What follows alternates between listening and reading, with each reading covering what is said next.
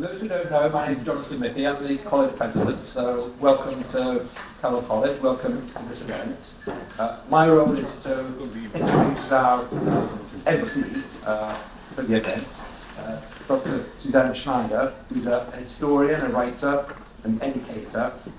She's a founding ex-director of the Brooklyn Institute for Social Research, where she remains a core faculty member. And the Brooklyn Institute in New York is I think a great sister organisation to Kellogg College.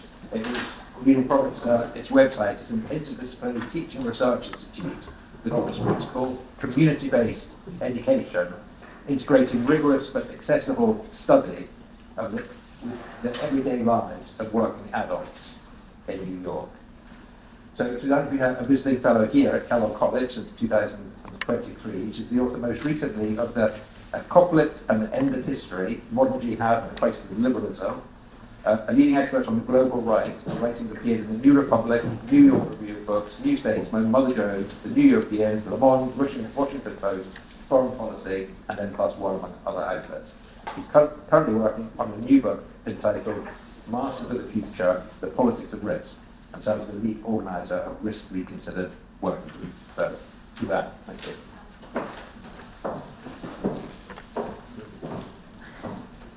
Thank you, Jonathan, for that introduction, and I'd like to welcome everyone to Kellogg College for this important conversation, and also to thank the Skoll Centre for Social Entrepreneurship, which is co-sponsoring our event this evening. Now, I know we're competing for your attention against Joseph Nye and Charlie Kirk at the Union. So, but I have no doubt you've made the right choice in coming to hear our esteemed guest, Sir John Kay, instead. So our topic is nothing less than the nature of the 21st century corporation, a subject that naturally opens on to many others, about shareholder versus stakeholder value, dematerialized commodities and globalized production networks, organizational hierarchy and bureaucracy, the ambiguities of ownership, and the distribution of power between labor and capital, even whether those analytic categories continue to be of use today. These topics are both interesting and important in and of themselves, but they gain an additional layer of urgency when situated against the backdrop of runaway economic inequality, democratic backsliding, and the generalized sense of both anxiety and precarity felt by younger generations in Western democracies.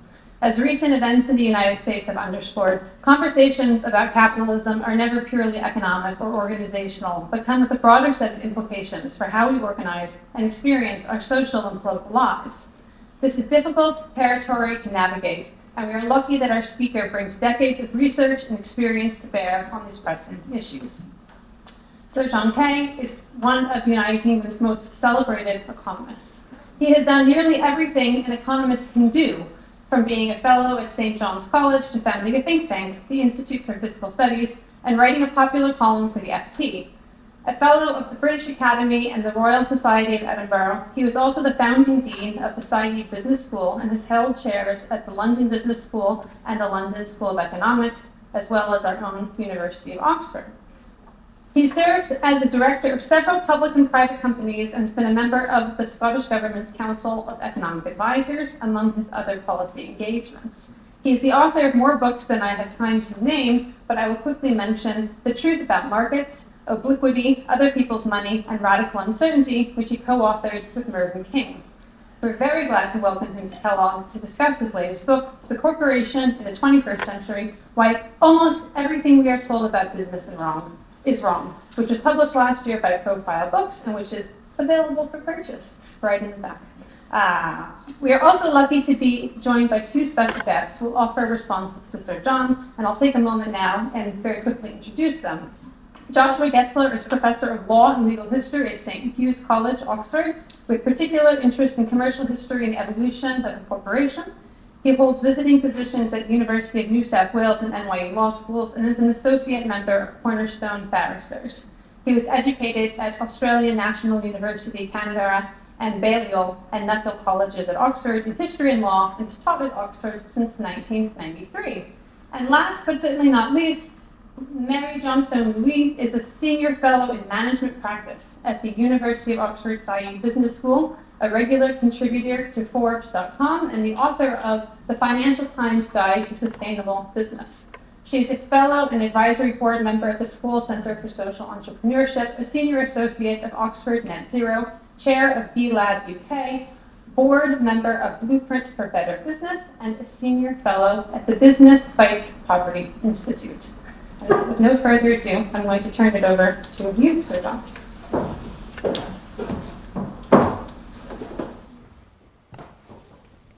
Well, thank you, Jonathan. Thank you, Suzanne. And thank you all for coming. One of the things about talking about this book to general audiences in the present environment is that almost everyone has been attracted, if that's the right word, by some event in the papers this morning. And that there's an inevitability that questions will be asked about that.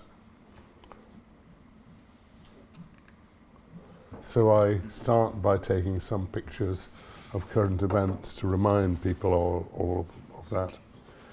The role of Musk in the United States administration raises very obvious questions about the relationship between business and government. I hope we may have time to discuss some of them in the course of this evening. But there are many other events that raise questions about the relationship between business and society. This is a letter from David. I know that there are some people in this audience who are interested in questions of business purpose, and if you read the letter from David Solomon, I should explain, as well as being a famous disc jockey, is also CEO of Goldman Sachs, the world's premier investment bank. People in Goldman Sachs are encouraged, or at least offered the opportunity, to read this letter from David. And if you want an idea of the vacuity that can accompany statements of purpose, a letter from David doesn't do it too badly. But the reason for picking on Goldman Sachs, apart from the fact that almost everyone picks on Goldman Sachs, the reason for picking on Goldman Sachs is the insufficiently publicized case, class action in the US courts led by Arkansas teachers and a number of other retirement funds against Goldman Sachs. The Arkansas teacher case is that the administrators of that fund read Goldman Sachs' ethics statement, the one referred to in the letter from David, which begins and still began and still begins, our client's interests always come first. Now, the point of this class action is that Arkansas teachers were influenced by this statement into thinking that Goldman Sachs was the kind of company that their retirement savings should be invested in. This was clearly a first-rate, reputable company. What is interesting about that story is not the case, but the Goldman Sachs defense. The Goldman Sachs defense is not that the statement is true. It is rather that the statement is so obviously untrue that no one could reasonably have invested on that basis in the stock. And in order to demonstrate that, the defense produced a series of studies of revelations in the newspapers of some egregious conflicts of interest in Goldman Sachs' behavior. And they point out, with academic studies to support it, that these revelations had little effect on the Goldman Sachs share price. That is, nobody in markets believed that Goldman Sachs claims that the client's interests always come first. And therefore, they were uninfluenced by revelations that it wasn't true. What's perhaps even more astonishing about that case, well, two things. One is the people who rallied in support. The American Chamber of Commerce, for example, submitted a brief to the court that said all companies make statements of this kind. If the findings of the lower court were to be upheld, they would in future make such statements at their peril, the American Chamber says. The notion that they might mitigate the peril by either making sure that the statement had some element of truth or making more modest statements that they made at least some attempt to live up to is not something that the Chamber considered. But the second point, of course, is that Goldman Sachs won in this particular case. It was agreed that statements of this kind were of such a generic nature in the finding of the court that nobody could reasonably be expected to abide by them. And in my vein of looking for things in the newspapers, I picked up on the BBC News the following picture last week. Vets say they're under pressure to bring in more money per pet. What has happened in the veterinary industry, as has happened in a number of other industries, is that private equity operators have consolidated vet practices under a single heading, and they're attempting, in effect, to monetize the goodwill attached to local practices. Something similar has been happening in care homes, for example, and in estate agency. The idea is you take these businesses over financially and you monetize the goodwill.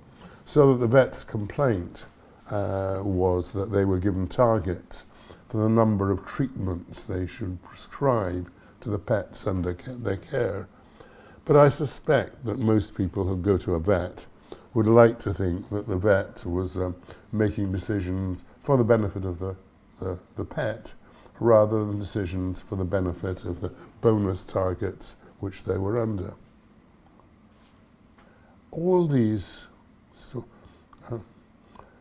I thought I would use it last week in another talk to illustrate Adam Smith's famous metaphor of the invisible hand. You can see what's happening here. The visible hand of the vet is cuddling the cat. The invisible hand of the vet is rifling the pockets of the owner. All of this, the story of private equity and vets, the false statements of purpose and ethical behavior by Goldman Sachs, all of this and the role and the difficulties of Elon Musk, all of this leads us to have to think we need to reset, certainly I believe we have to reset, the relationship between society and business. And in order to do that, I think we need to understand a little about how that relationship has evolved over the 2 centuries since the Industrial Revolution.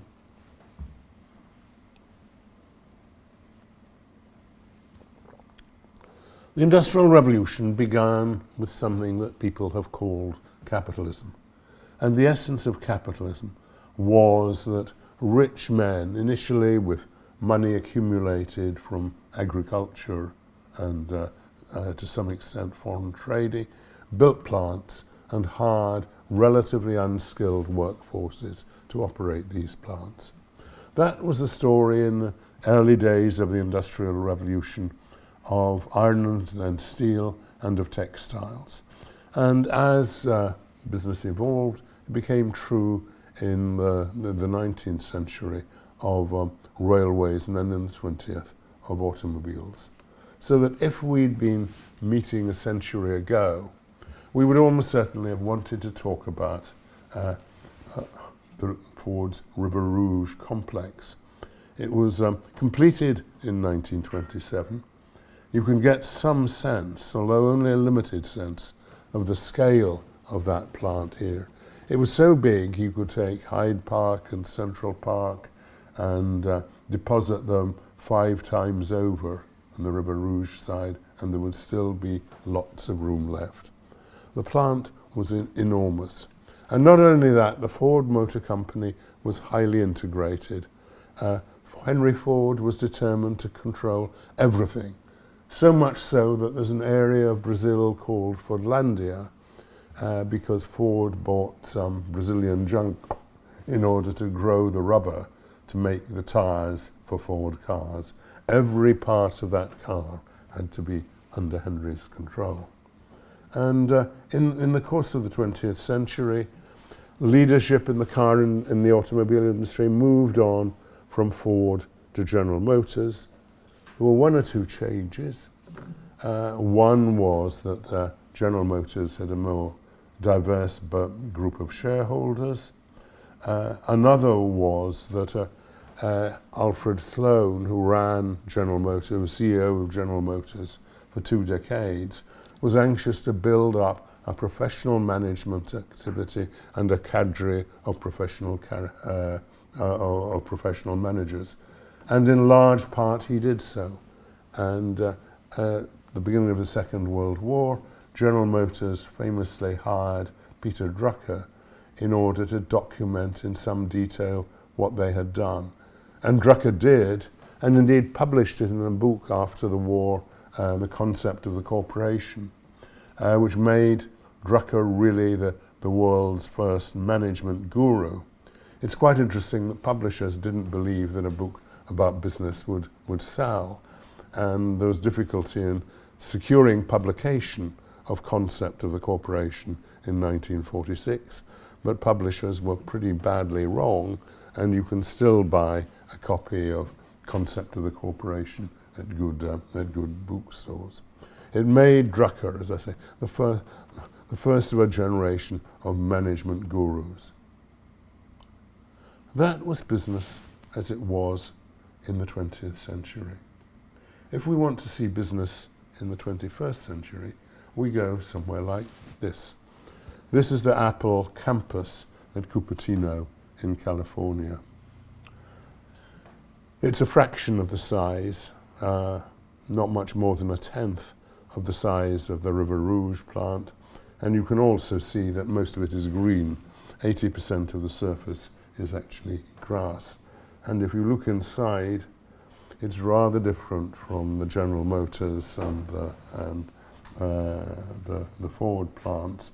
In fact, they won't allow you to photograph people actually doing anything in the plant concerned, but you get the idea that Cupertino is in this sense very fundamentally different. And not only is Cupertino in that sense very different, so is Apple and the Apple products. The iPhone is the iconic 21st century product. This is Steve Jobs in the middle, demonstrating it when he launched the iPhone in 2007. Now the thing about the iPhone is that it essentially does nothing which could not be done before. It substitutes, it takes the place of a telephone. The one in the top left-hand corner is the kind of telephone my grandmother had in her hall. My grandfather, if he'd been interested in music, he wasn't, would have had a record player that looks like the one on top. Do you remember the fax machine, which was how people used to send, quite recently, sent messages to each other? The iPhone also takes the place, at least to some degree, of our atlas, takes the place of our bookshop, and to some of the roles of the bookshop. I look with some hesitation at the people at the back who are hoping, I hope successfully, to sell some of my book after this talk. So the iPhone does many of the things that the library used to do. And the iPhone, of course, provides a camera as well. All these things are done by the iPhone. The iPhone is a collection of capabilities. And this slide is in part an answer to people who are endlessly worried about the way the modern economy use more and more stuff. The iPhone uses less and less stuff than what went before it.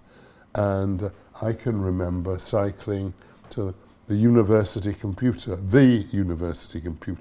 There was one in Banbury Road, not far from here. I never imagined that a few decades later I would be carrying a computer everywhere I went with me around. Modern business then is very different from the kind of businesses that made the Industrial Revolution. And Apple and companies like that are what one might call hollow corporations. The hollow corporation is the extreme opposite of Henry Ford's insistence that Ford controlled everything that went into the Ford car. The Apple iPhone, it says on the box, designed in California, but that's the main thing that happens in California. It's, as most of you will know, it's assembled principally in China by a company called Foxconn, which is a subsidiary of a Taiwanese industry. There are 100 suppliers of parts for the iPhone, and in fact the largest supplier of components for the iPhone is actually Samsung, which of course is Apple's principal rival in the sale of smartphones. So the world in this fundamental sense has changed, and the biggest aspects of these changes are the dematerialization of both products and production. And then we can see the dematerialization of products in the way that the iPhone replaces all of these things, and the dematerialization of the production in the way that Cupertino now takes the place from Ford's River Rouge plant. How has business changed as a result of that? Well, in rather strange ways. I described the way in which Alfred Sloan at General Motors wanted to create a discipline of professional management and enjoyed some success in doing that at General Motors. So at Britain, in the United States, we have companies like General Motors and American General Electric. In the UK, ICI, Unilever and the like used to come to the University Career Service just down the road to try and recruit bright graduates for their training scheme. That was the business of trying to turn management into a profession. But then in the latter part of the 20th century, that started to change. And the view of the corporation was not so much about creating great businesses run by professional managers, as Sloan aspired to do at General Motors, and as people attempted to do when they created the first business schools in the United States. Increasingly, business was described as being about the creation of shareholder value. You can see the change if you look at the history of many American companies, and I've taken one which happens to be in the papers quite a lot recently, which is Boeing. Bill Allen was the CEO of Boeing for much of the second half of the 20th century. Allen was a lawyer, but he declared his objective as CEO and for the company, we should eat, breathe and sleep the world of the aeronautics. And you will see that Allen was CEO of Boeing in the late 60s in particular, and it was in the late 60s that Boeing launched the two models that made it the world's leading civil aircraft company, the 737, which is still just, I think, the best-selling aircraft ever made, short-haul jet, which brought low-cost air travel to a mass public, and the 747, the jumbo jet, which facilitated intercontinental air travel. That was the company that ate, breathed, and slept the world of aeronautics. At the end of the 20th century, Allen's Boeing had outpaced by some margin its principal US rival, which was McDonnell Douglas. And in 1997, Boeing took over McDonnell Douglas. Legally, it was a takeover by Boeing of McDonnell Douglas, but culturally, in large part, it was a takeover of Boeing by McDonnell Douglas. And one of the first things that happened in the merged company was they shifted its headquarters. They put the location of the headquarters up for auction. On a slightly unbelievable day in 2001, the non-executive directors of Boeing were taken to an airfield near Seattle, put in a plane to an unknown destination. The destination was the winner of the location of Boeing's new corporate headquarters, and that was Chicago. And Condit, who'd become CEO of Boeing then, explained, when the headquarters is located in proximity to a principal business, as ours was in Seattle, the corporate center is inevitably drawn into day-to-day business operations, evidently a danger which you have to avoid. Condit was forced out as CEO of Boeing for personal reasons and rather than corporate reasons, and succeeded by McDonnell Douglas lifer Harry Stonecipher. And Stonecipher explained his management philosophy and his purpose as a CEO. When people say I changed the culture of Boeing, that was the intent. So it's run like a business rather than a great engineering firm. It is a great engineering firm, but people invest in a company because they want to make money.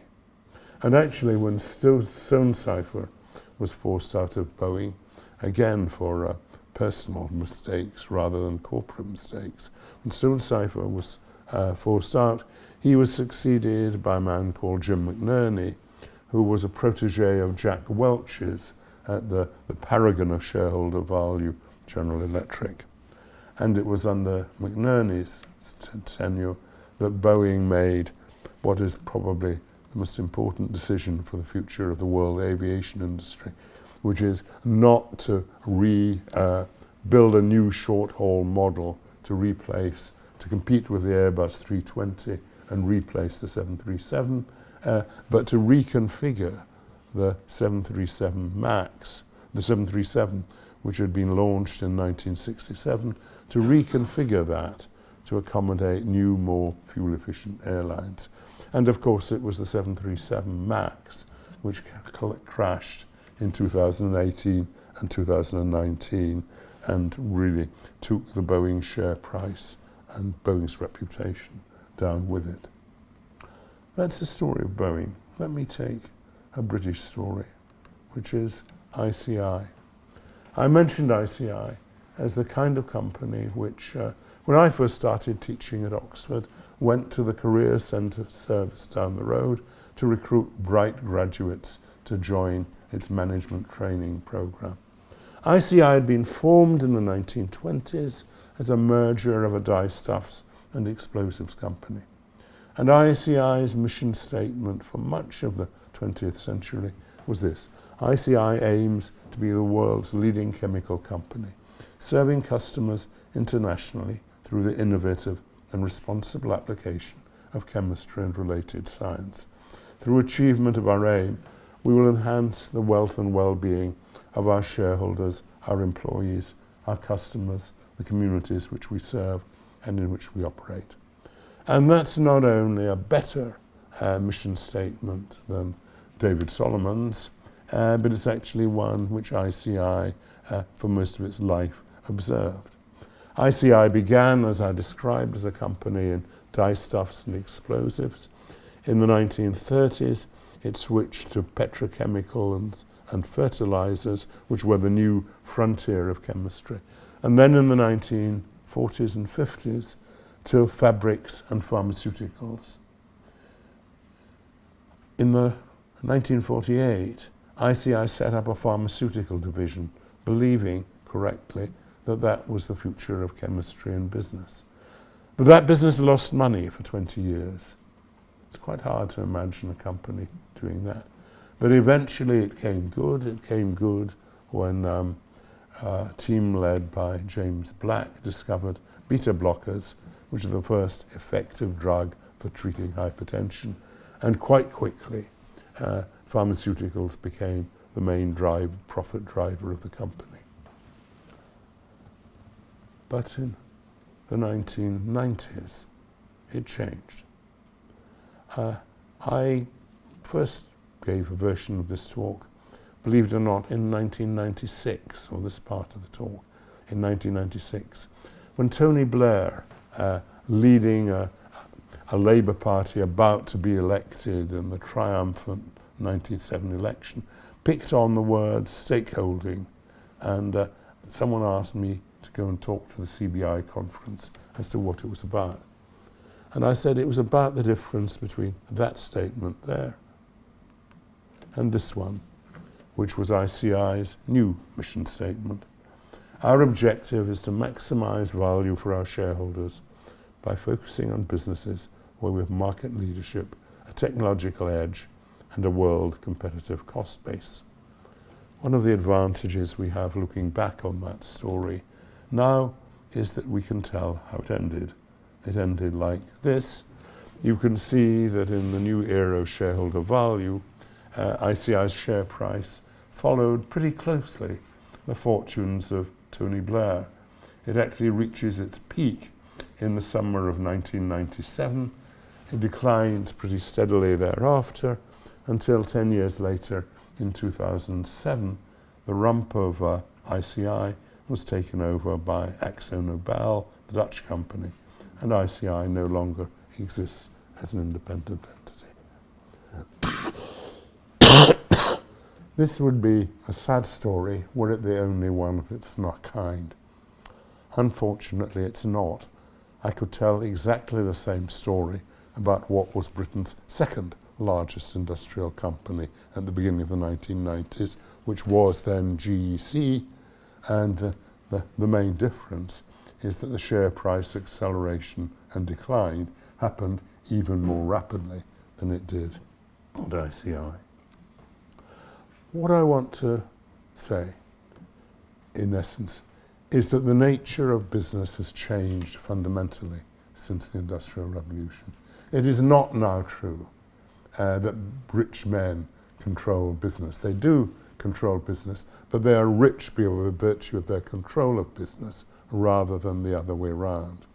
It is not true now that our politics is organised around arguments over between capitalists and workers, and is over the legitimacy of private ownership of the means of production. Workers today are the means of production. That's the reality of Apple, and it's a very different reality from that of the River Rouge or the Industrial Revolution.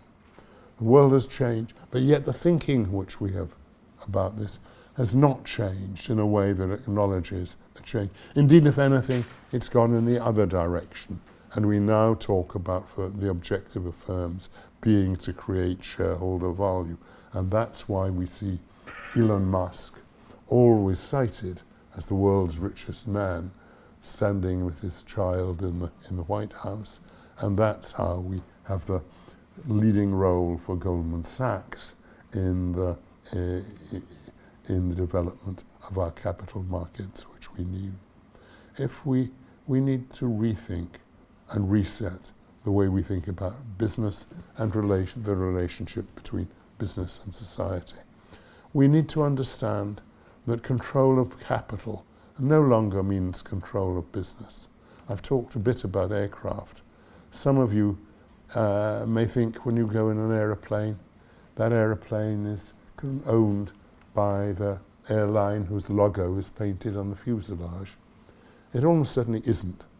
The largest owner of civil aircraft in the world is a company you've probably never heard of in Ireland called AerCap, which employs a lot of lawyers and accountants, but no pilots. You might think that the company that owns the aeroplane owns the engines. It doesn't. What an airline does is it rents engine services from an air engine manufacturer like Rolls-Royce or Pratt & Whitney. You might think that that company owns the engines, but again, it almost certainly doesn't. What it will have done is sold the ownership rights on to a company, a specialist company, which does basically the ownership of engines, rolling stock, and the like. We should now think of capital as a service. Capital is something that modern companies buy in in the same way they buy electricity or water or accountancy or legal services, and the people provide these services don't have either interest or capacity to control this business. Business is controlled by management teams, and the management teams, in the way I've described, have used that control in large part, in important part, to enrich themselves. I hope I've said enough to say that we need to think about business in rather different ways to the ones we find in textbooks or ones we hear about in lectures. And I hope we can have a discussion tonight which will contribute to that attempt to reset the ways in which we think about business. Thank you very much.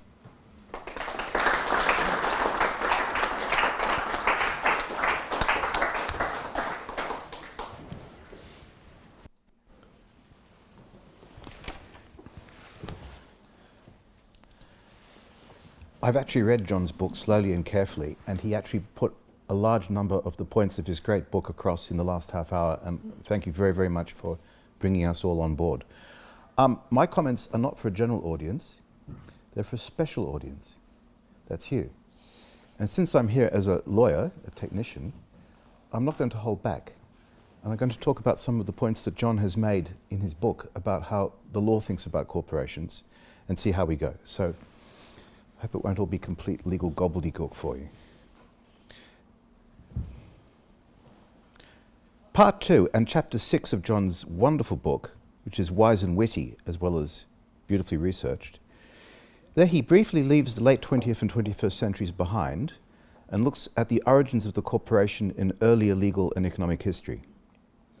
I wish he had made more space for this crucially important inquiry, for we do need to know about the contingent and essential reasons for the modern corporation growing out of earlier institutions. We have medieval guilds, Elizabethan trading companies, the Stuart monopolies and colonial ventures like Virginia, the East India Company. We have Hanoverian money companies. We have the deed of trust companies as superimpositions on joint stock partnerships. And eventually, in the later industrial age of rail, oil, steel, cars, aeroplanes, we have the freely incorporated limited liability company, which divides the ownership of the stock and the voting power from board control and executive directorship. Now, as it happens, the Guild of Legal and Economic Historians, to which I belong, has been radically rethinking this story in the last 10-15 years. And I'd like to suggest that we don't just tell a story, what happened, the rise of the corporation, but we do a discourse analysis, which is why do we think these things happened to the corporation?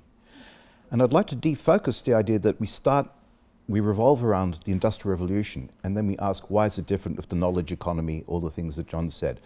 I don't buy that story. I think we should depose the Industrial Revolution, whether we see it as late 18th century textiles or cars in the early 20th century or whatever happened in between, metallurgy, the whole gamut of technology.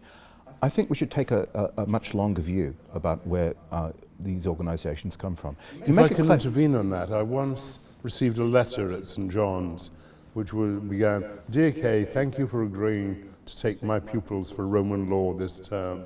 I'm sending them over to see you at 9 a.m. on Monday morning." I did wonder for a weekend whether I could actually keep this up for a tutorial or two, but eventually decided it was addressed to someone else. That was John Kay with an E on the end at Trinity, yes, a good Roman lawyer. Look, I'm always happy when people join to discuss Roman law. I think it's fantastic. It's like for lawyers like Bach and Handel. It's very, very elegant. You make the claim that the classical Roman lawyers had the corporatio, that it begins with the corporation. So I did some research today. I went through the entire digest in Latin of Justinian, and that word does not appear anywhere. And there were no corporations in Roman law. It's just as well they went to someone else to get their tutorial, isn't it? John, it's not too late. Anyway, what did they have? There were no artificial legal persons. What is a person? Persona comes from Greek, prosopon, a mask. It's the face we show to the world. And I'd like to dissolve the idea that we have natural persons, ourselves, with souls, and artificial persons like companies. Because in the eye of the law, every person is a construct of law. You could be a slave, an alien, a lord, a woman, an idiot. There are many, many categories, and the personhood, the face that is shown to the world, is constructed by law. Now, I think we can rescue John's claim that corporations date back to ancient Rome by shifting the legal focus. The free Roman had a patrimony, and patrimony was a kind of a legal annex, sometimes described as a purse, a kind of metaphysics around the natural person that contained his, and I'm afraid it was a he, his ability to own, but also his ability to make contracts, debts, assignments, prestations or performative promises, his potestas or power over his own self and his dependents, including all live children. And you could be the dictator of Rome, you could be a senator, and you'd still lack full legal personality. You couldn't own if your father was still alive. The live children, the women, the slaves, the employees, the wards, all of these people were under the control of the paterfamilias with his patrimony, and he was on the hook if they misbehaved and had their own debts. He had to pay for them. He owned what they created, and he paid for what they broke. We could say that here the corporation is the familia, the group that flies under the flag of the patrimonial figure by subordinating and repressing the rest of the membership. A Roman could also make with equals a partnership, a societas, that would merge his patrimony with others, bringing each into a full personal and patrimonial liability for the actions taken by all members of the group in search of a joint goal. This is a contractual joining of patrimonies. And a Roman could merge his assets into a fundus, a fund, that would act as a single collection or collation of assets known as a universitatis. That's where we get the word university from.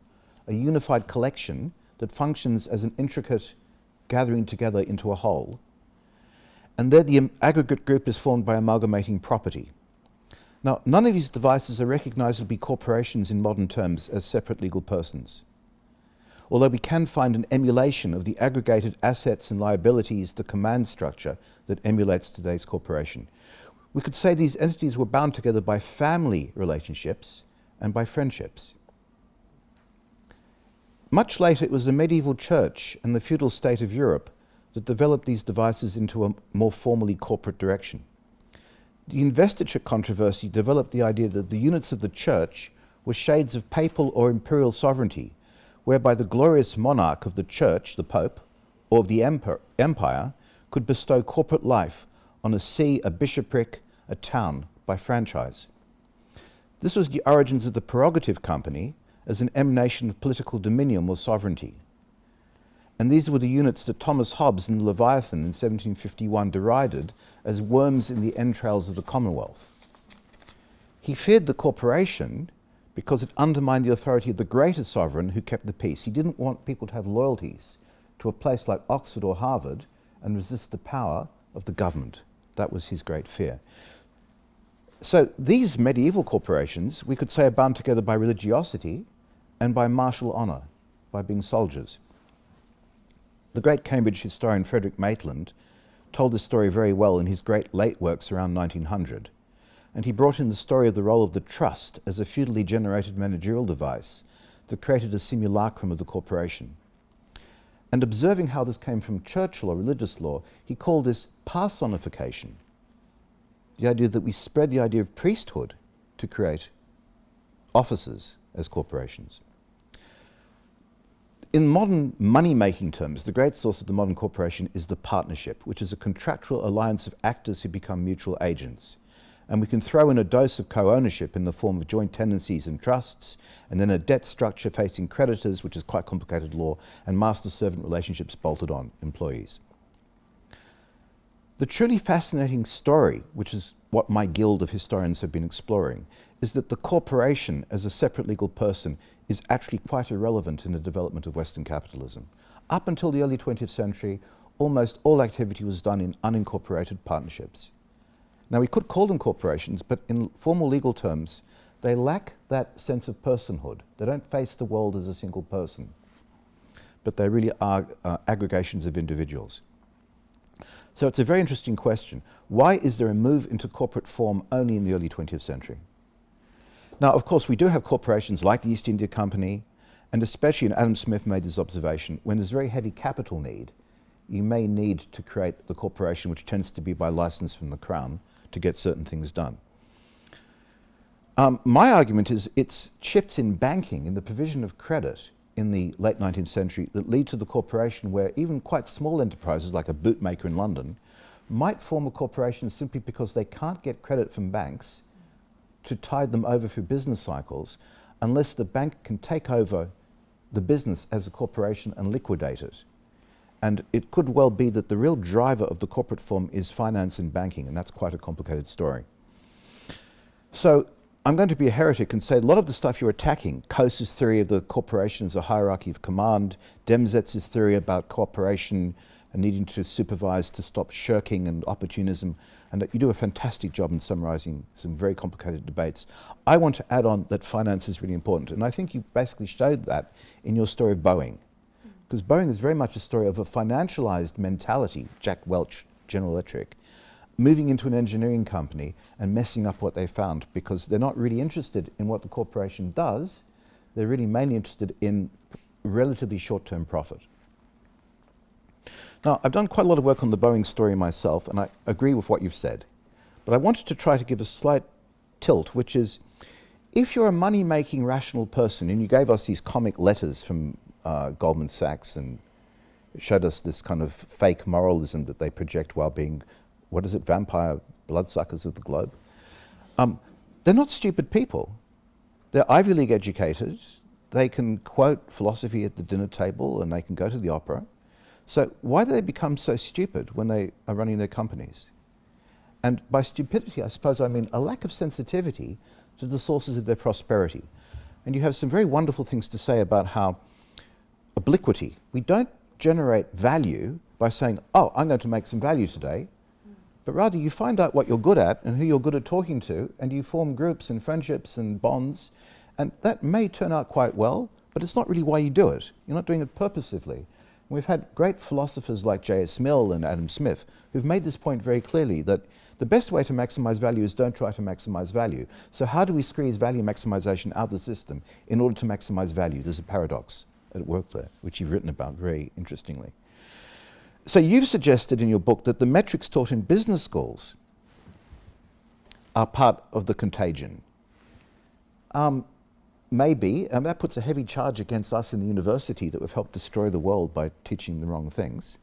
But looking at Boeing, it's still a puzzle. Why did the executives cut off the branch that the company stood on, which is this superb engineering that goes all the way back to the wooden planes they built by the shores of the lake near Seattle in the early 20th century, John Boeing? And we know that, for example, the chief engineer who was squeezed out, and he also had some personal mishaps. He had an affair, he was demoralized, he was squeezed out. And he went to Ford and gave Ford a fantastic 15 years. So it was a transferable skill, this ability to generate fantastic value. The Ford Focus was a smash hit under his leadership. I can't remember his name now. So why did the new Boeing leadership so gleefully destroy the prowess which was generating rent for the company? So it wasn't like they weren't warned. So there's still a gap in my understanding about why this drive to cut costs, and the reason they did it, and I think you described this in your book, the corporate executives were rewarded with share allocations, and they siphoned off profits to do share buybacks that concentrate the value of the shares, but take away from the company investment in its workforce and its technology. So it's basically a way of creaming out capital and turning it into income for the owners of the shares, and denying it to the company for its longer term future. It's basically foreshortening the time horizon of the company, which led to the Boeing collapse.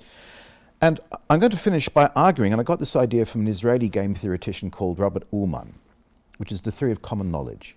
And when I studied the Boeing Corporation, what was fascinating was how everyone talked to each other to create a bond of common knowledge. And common knowledge in Ullman's game theory is not that we know the same things, necessarily, but that we all share a good appreciation of how others think. And the Boeing company had set up very early on computer terminals, sharing of information, and the chief engineer was said that the one thing he could not tolerate was people holding back information. And the new leadership, by disaggregating the company, building wings in Alabama or in Vietnam. The problem was that it cut off that flow of information that used to be concentrated in Seattle, but also demoralized people that if they came and said, look, this screw doesn't quite fit, we have to do it again, they were told, shut up, make it work, don't do it again, just bash it in with a hammer. And the continuing problems Boeing has seem to derive from this idea that the members were terrorized, demoralized, not even to report. And this was the defense of the company when it was killing people. And we know the story how it skimped on even telling the pilots that the machinery didn't work. They also lied to themselves and multiplied by a factor of 500% the tolerances of the stabilizers they put on their wings, and lied to the regulators, which they'd infiltrated themselves. So the common knowledge breakdown was a neurosis where the leadership couldn't even talk to themselves. And this is a factor I can't quite explain. It's something quite new, this idea of a neurosis, of self-deception. And my great fear, and this is my rather dark comments, is that the way Doge and Musk Vance Trump are hoeing into great corporations like Harvard, the National Institute of Health, the United States government, traumatizing, demoralizing, and telling people to shut up and leave. Boeing is the precursor. It seems to me that the Boeing story, we now have this creation of spiteful ignorance, this idea that we don't want common knowledge, we want isolation. So, in a way, I'm going to paraphrase our great Prime Minister Keir Starmer, this is calculated to turn our world into islands of strangers. Not immigrants are the problem, we're the problem. We can't talk to each other, we can't be honest about what we know and what we communicate.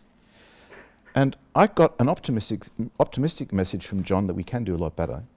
But I wanted to tax you and ask you, you don't really quite explain in the purposive corporation or the high morale corporation, how is knowledge produced and shared? And that's the real question I want to throw at you at the end of my comments from looking at the law. And the early corporations and the institutions I was retailing to you in the first part of my comments, it seemed to me that things like military honor, religiosity, governmentality, these are levers to help us produce common knowledge in the way that a good university produces common knowledge. I'll stop there.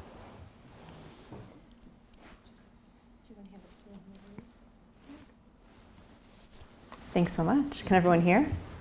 So this is a really exciting moment where you get to hear a bridge from Roman history onto someone who spends their time teaching all day in one of these much vilified business schools. So I will actually make this bridge because I appreciated the fact that you brought up this question about patrimony and Roman law. And I wondered if anyone was aware, at what point did children stop being, by default, the patrimony of fathers? And actually, did mothers have a legal case to have their children as their own matrimony or patrimony, if we will? Any ideas? When in history did this happen? I will tell you. Too late. All right, great answer from my friend over here. So the answer is that this happened concurrently with the Industrial Revolution. So I will take a slight disagreement that actually I do think we need to look at this point in history. And why did this happen? This happened because at that point in history, children moved for the very first time from being a productive asset to being a cost. All right? So this is a very interesting context for us when we think about how do we create value, what is valued, and who gets to decide. So I'll ask you to keep those questions in mind as we continue the discussion for the rest of the evening. So I do want to thank the organizers. I want to thank you all for asking me to be part of this panel. I am from Seattle, so I had no idea that I would be spending so much time on this panel hearing about my hometown hero company, Boeing. So I've really enjoyed it on a personal level, and it's a fantastic way in to a really thoughtful and incisive contribution, which John has put forth for us, that really helps us to understand the evolving role of the corporation as we find it today. It relates really well a set of challenges and a set of opportunities that really lie at the heart of business in our time.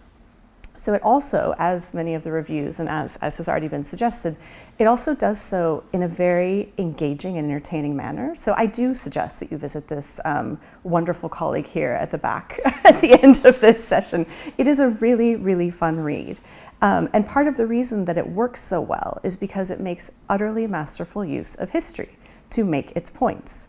And although, of course, and you're very open about this, that it is very focused on the experience of the global north, of the US, of the UK in particular, and you make no apologies about that, the history on which you draw, I believe, not only invites us to think about what was happening in other parts of the globe concurrently in those times, but also what lessons can be drawn as we think about where economic growth and dynamism, and in fact where the good companies and the great companies of the future will be emerging. And as someone who teaches at a school, which typically in our MBA class we have over 90 countries in every cohort, it's something that I think about and I'm very proud of. And so for those of you who are part of that class, warm welcome.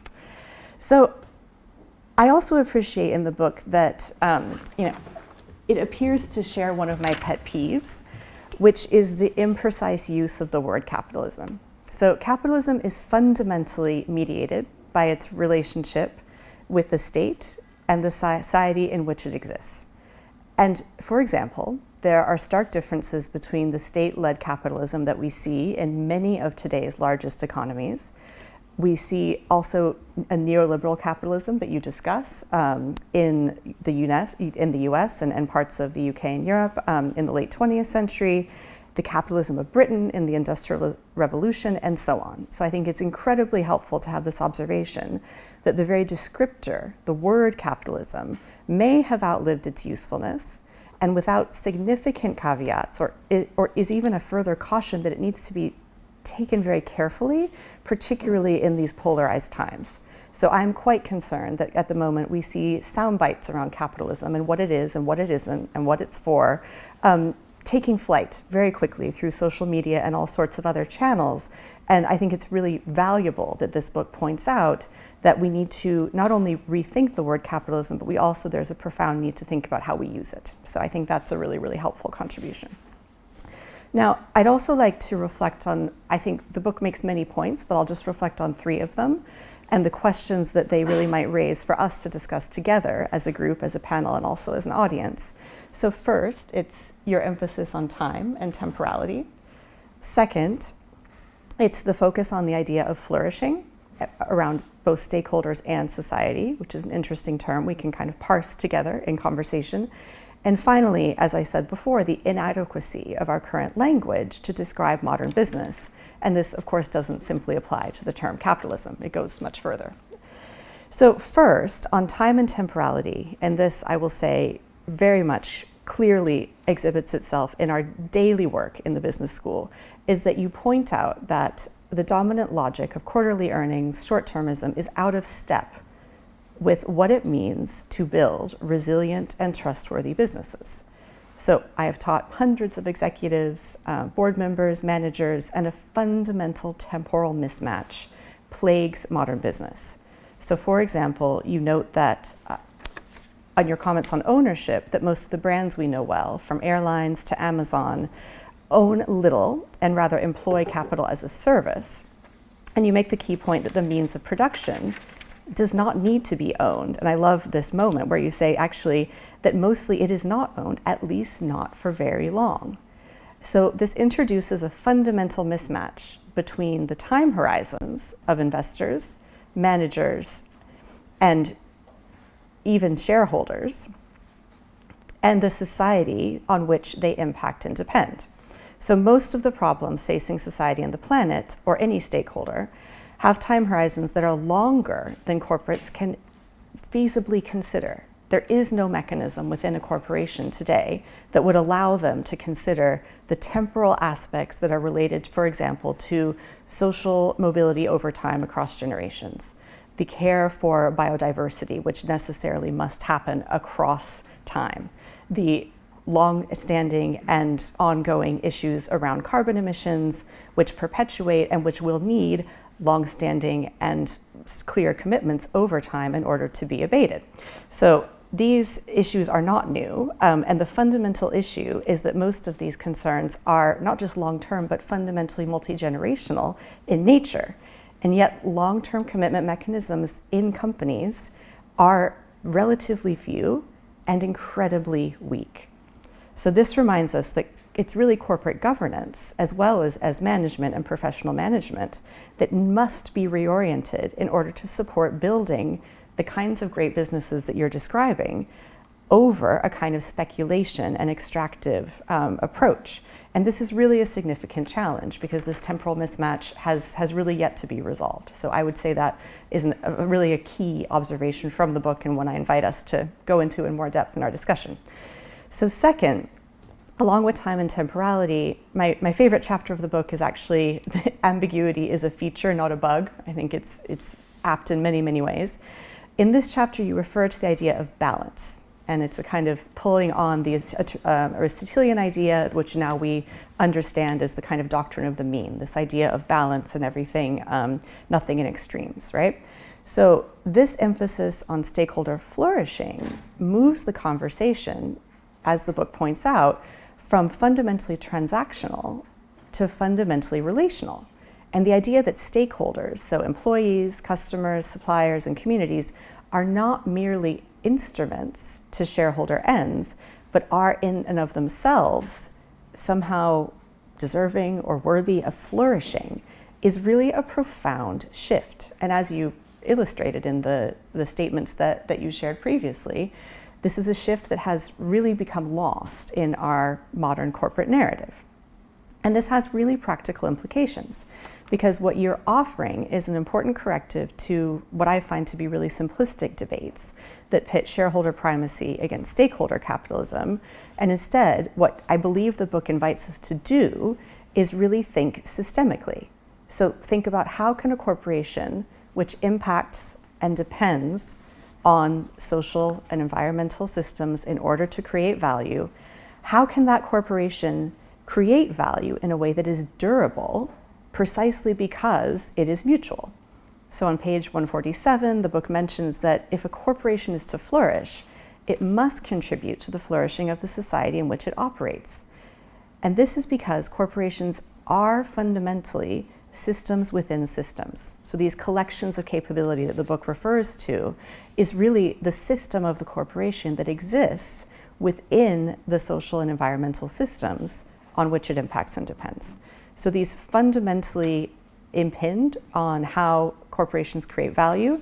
And one thing to think about when you think about a corporation from this systems perspective is that, as again, this ambiguity is a feature, not a bug chapter mentions, systems have a very specific attribute, which is that they have emergent properties.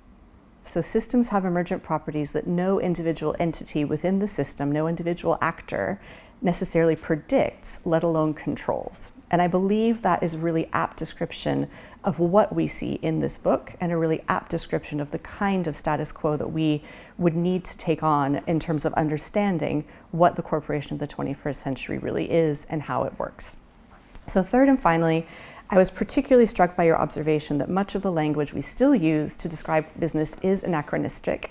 The metaphors of principal agent, of command and control, of the firm as a machine, these no longer serve us well, if they ever did. They obscure as much as they explain, and as you suggest, we need a new vocabulary, one that reflects the complexity of today's organization and the human, and I would say also planetary relationships at their core. And this is not just an academic exercise, because as we know, language shapes our imagination. And if we want to build the institutions that are fit for the 21st century, we must begin by speaking differently about what they are for and who they serve. So I would say, all in all, this book is a call to seriousness, about time, about what it means for corporations to do something called claiming a purpose, and about the, might we say, moral imagination of business. So thank you for offering not just a critique, but also a constructive vision of what the modern corporation can become.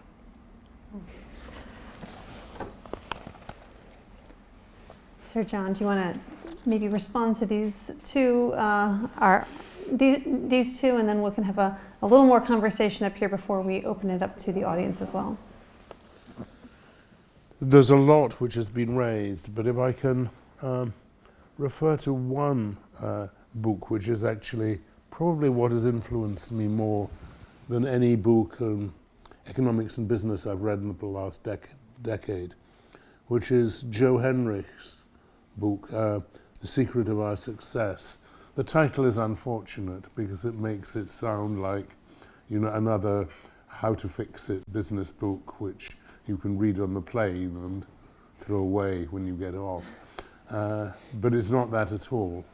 It's an evolutionary psychologist talking about how we develop capabilities and how we do so by means of the constant expansion of our collective knowledge, by which he means everything that humans have together, which is what you find in Wikipedia, and the turning of that into collective intelligence, by which he means the ability to use that knowledge to solve operational problems.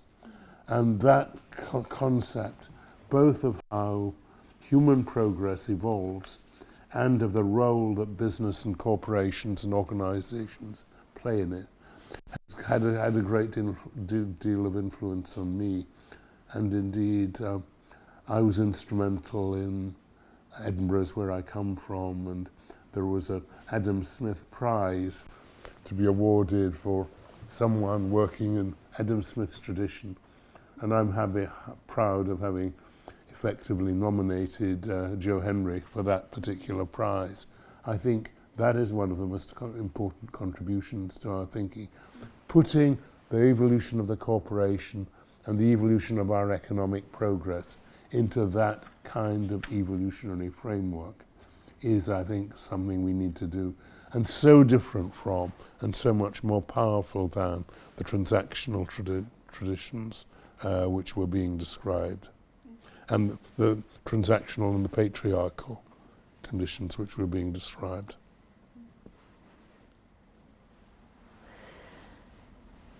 I'm going to add two more questions to our mix, and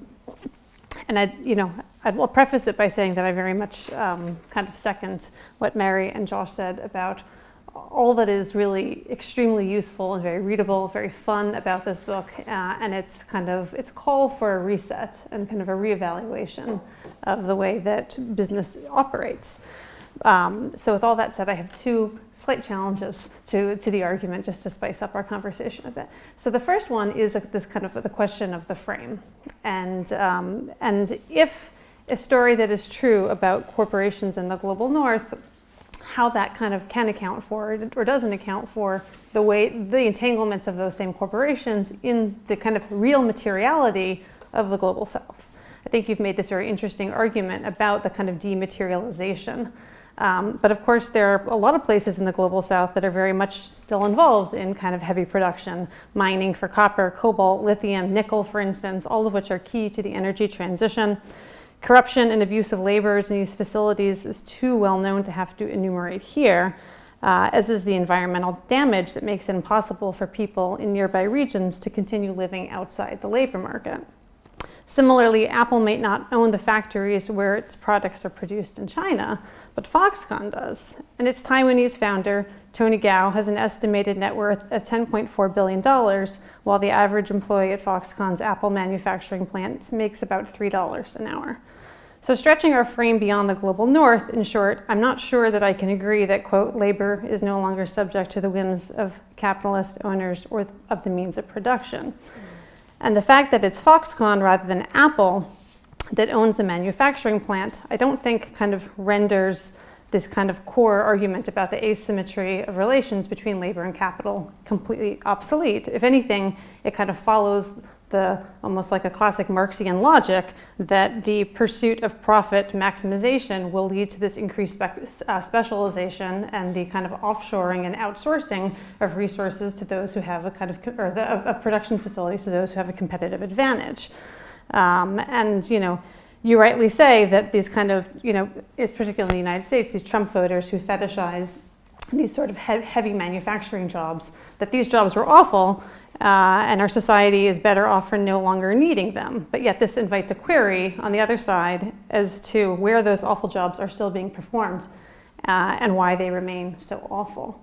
And the kind of second point I'll add, which is kind of related to this, is about how we might fine-tune the argument or kind of think a little bit about this kind of question of the means of production for the 21st century corporation. So you've pointed to the workers, this kind of assembly of forces, the kind of all the collaborative energy, which I think is very well put, as addition to all the supportive functions like marketing, right? And that these are the kind of means of production for the modern corporation. I'd like to ask you what you think about a slightly different idea, that it's not necessarily the people itself, but the model, which is the means of production. So take a look at Uber as a kind of classic hollow corporation, which is the world's largest cab company and yet doesn't own any cars.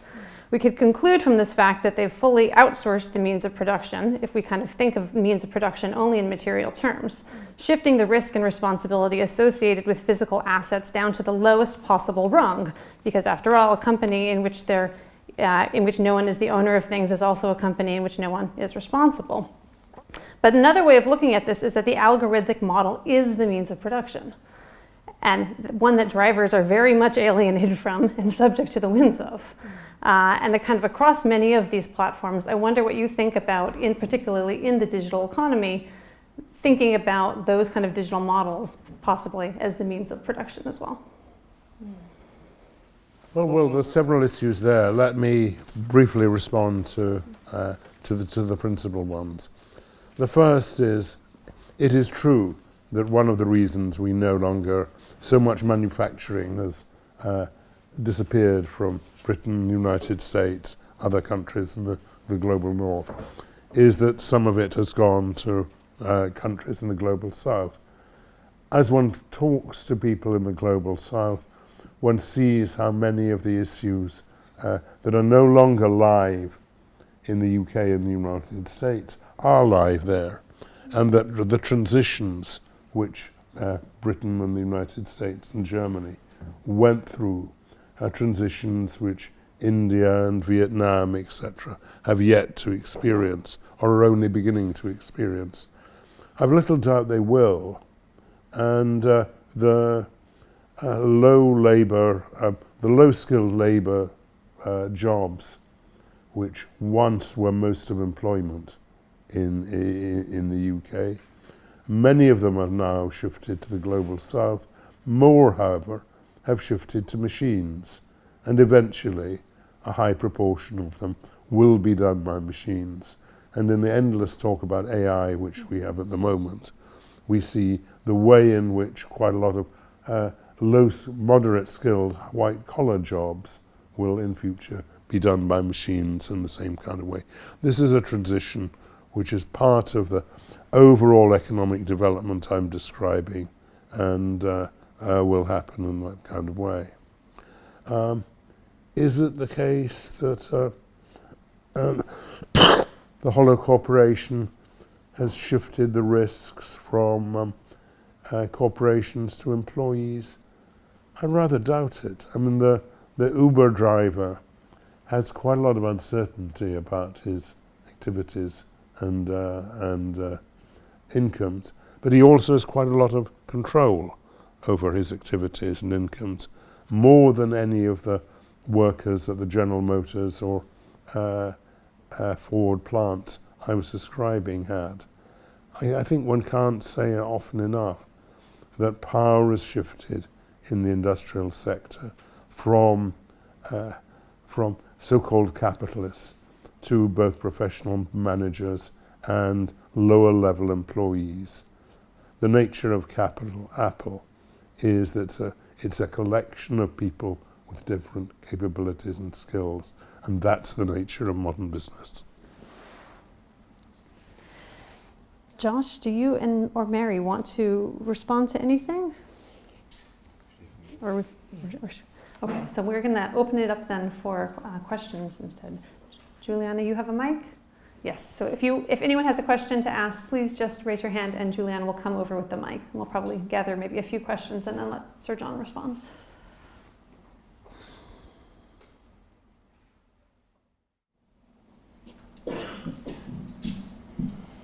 Thanks to all of you for really interesting stuff. John, I'd like to ask you actually how you see the corporations in the future developing and how they're going to improve and get better.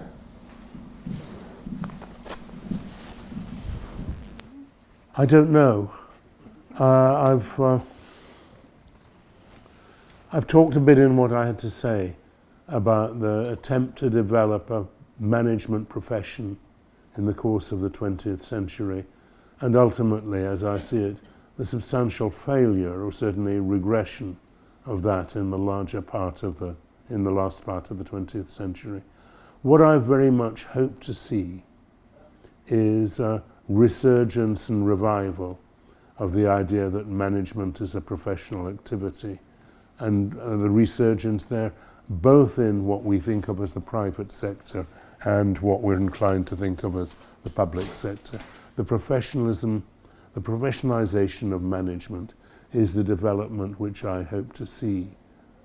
I would have to be honest and say I don't see much of a resurgence of that at this point in time, although I'm aware the kind of thing I'm saying is not regarded as radical, as too radical or unacceptable by a high proportion of the people in business I talk to about these ideas. How the shareholder value idea came to be so much of the dominant economic description of the modern corporation is a complex story in which the law and economics movement plays a large and rather negative part. And I hope if we can bring about the undesirable culture shift, which I think we have in the latter part of the 20th century, I hope in the 21st century we can reverse it as we understand better the nature of the modern corporation and the challenges it faces.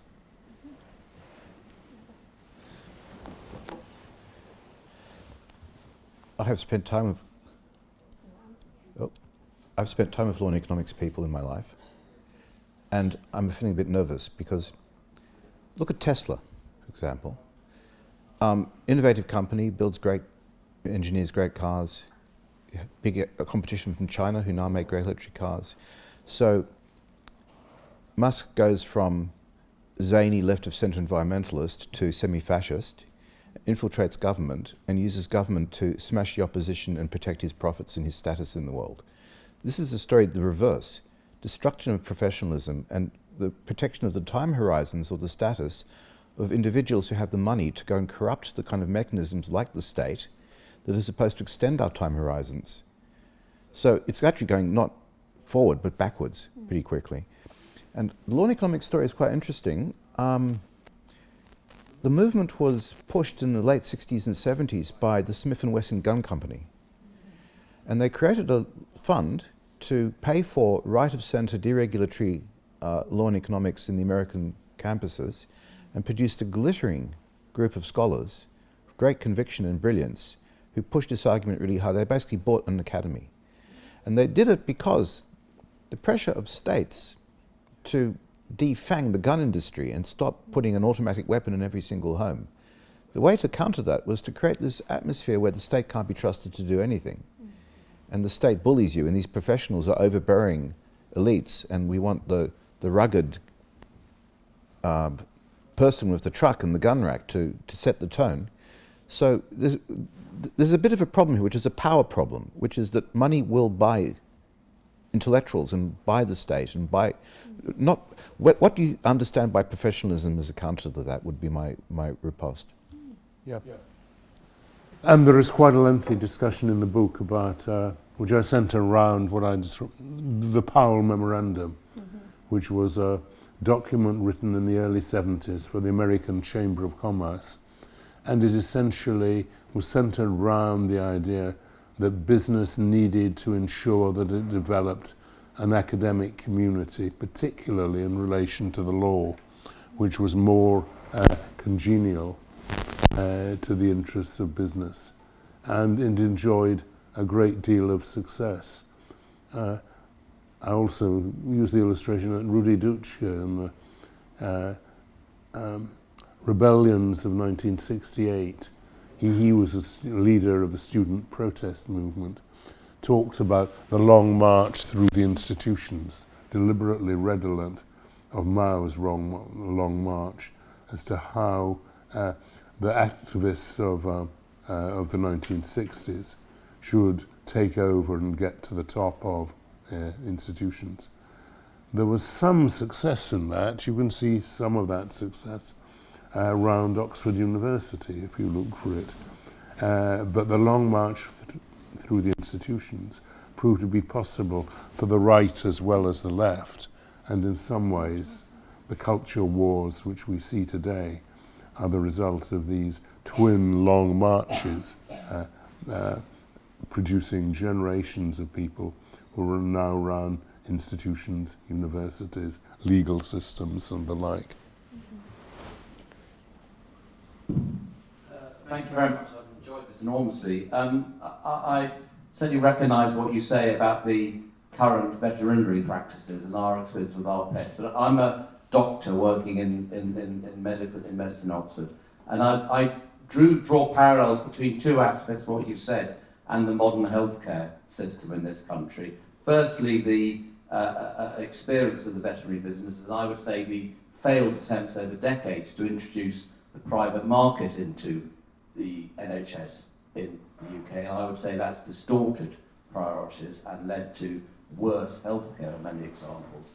And the other parallel I'd like to draw, and I'd like your comments on both of these, is the statement from Goldman Sachs about it's all about the customer, and that's our priority. And we have many statements of core principles of the NHS in all the trusts around the country, which state that the patient is always at the most important central point. And I would say the attempts to introduce the private market has absolutely shifted the patient away from the core principles. My question about this is, do you think it's just been done badly in this country, the attempted introduction of the private market, and they should be doing it better, or should they be going in a different direction? I think my answer to that goes back to you cited the chapter which was entitled Ambiguity is a Feature, Not a Bug. We've attempted to make a sharp private-public distinction. There's a profit, not-for-profit distinction. Public sector does something is different in some fundamental respects from the private sector. I don't think it is. I think we need to create a concept of professional management that is as applicable to the health service as it is to General Motors. And that's the outcome I have in mind. And I want to see Thames. I don't want to get involved in an argument about whether Thames Water should be privately or publicly owned. That's relatively unimportant. The assets of Thames Water are public assets, whether one likes them or not. What we want is Thames Water being run by people who want to deliver good water and sewage to London and know how to do that. And that's what we need to achieve. And I don't want to be hung up on whether it's called private or public.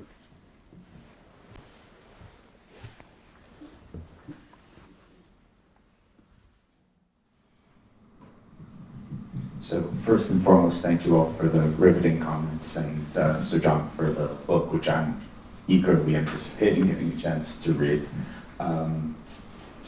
The word of the year for 2023 from the American Dialect Society was, and you'll forgive me for this, enshittification, which is also more politely referred to as platform decay.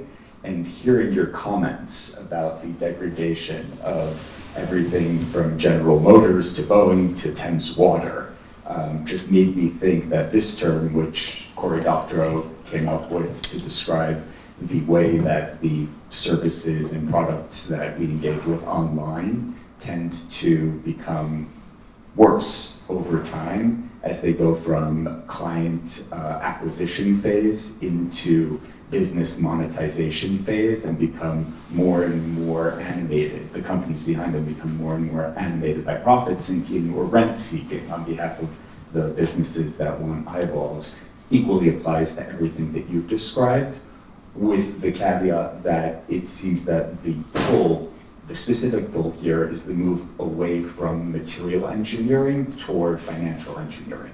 And that all of the innovation, for the most part, that we're hearing about, certainly over the last 30, 40 years, seems to be directed toward coming up with increasingly complex financial products, loan facilities, credit swaps, in order to slice dice and come up with ways to extract value and divorce the material from the structural.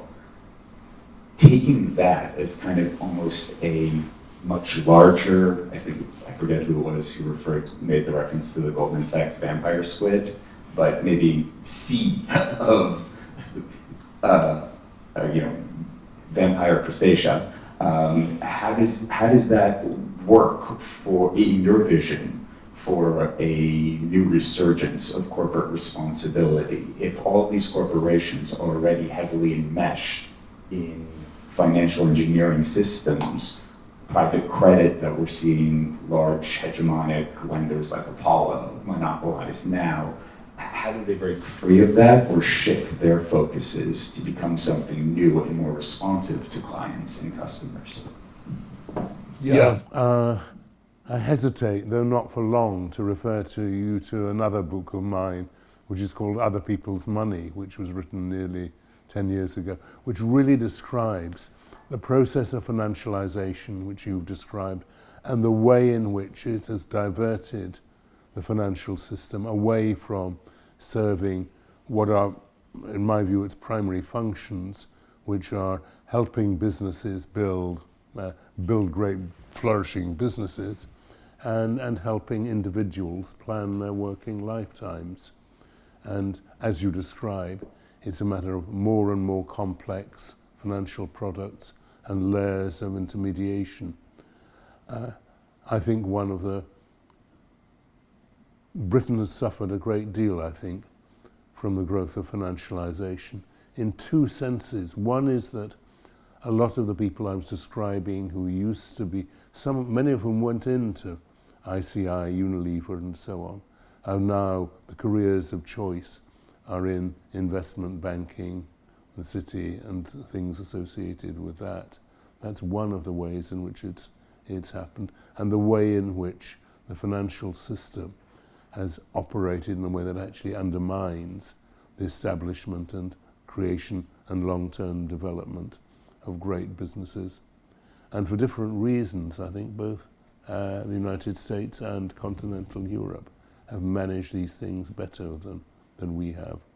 In the US, because the more individualistic society has thrived to some degree on the Musks, Zuckerbergs and the like, however much we may dislike them as individuals.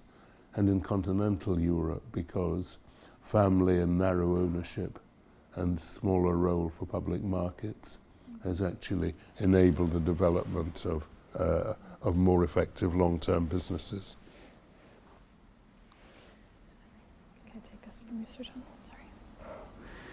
I think we have to wrap up, unfortunately, as it is 7 o'clock. But everyone, you may grab a refreshment in the back and find Sir John if you have more pressing questions or comments. I encourage you all to visit our friends at the sales table in the back, and I bet you could even get a signature out of our guest if you ask nicely. And I just want to thank you all so much for coming, and thank you to Sir John and Josh and Mary for being with us tonight. Thank you.